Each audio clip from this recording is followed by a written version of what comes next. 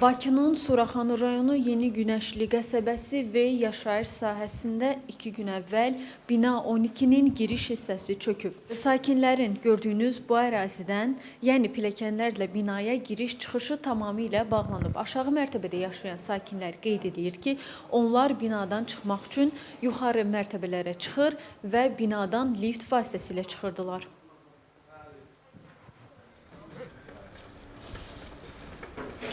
Gecə saat 1 idi.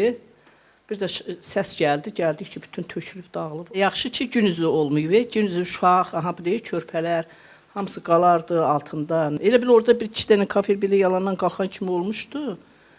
Dedik, indi yəqin kafeldir da. İndi tutublar taxta ilə, yoxsa pis gün deyil. Hələ orada turba da partlayıb, o da düzəlməlidir. Çıxdı qapını açmadan gördü tozdu, basıb hər yeri, gözü görmür.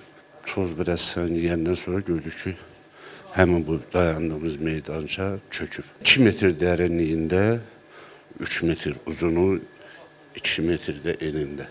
Maraqlı olur ki, uzunluğu 3 metr olan uzunluq başlarında divarda birləşmə yox idi.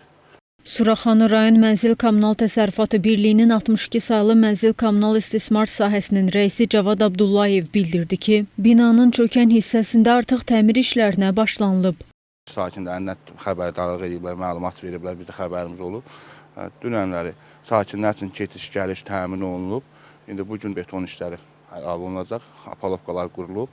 Çökən binanın girişində paneldir. Bu binalar beton paneldir. Sadəcə o panelin biridir, yəni tam çökməmişdir. Çökmə ehtimalı var idi deyənə biz də onun qabağını almaq üçün qarşılamışıq. Heç bir xəsarət falan yoxdur. Məsələ ilə bağlı Suraxanı rayon İcra Hakimiyyətindən isə bildirildi ki, Qaraçxor qəsəbəsi Yeni Günəşli və yaşayış sahəsində yerləşən bina rayon Mənzil Kommunal Təsərrüfatı Birliyinin balansındadır və girişdə təmir bərpa işləri aparılıb. Heç bir qəzalı vəziyyət yoxdur. Nuray Qədirli, Əskər İbrahimli, APA TV.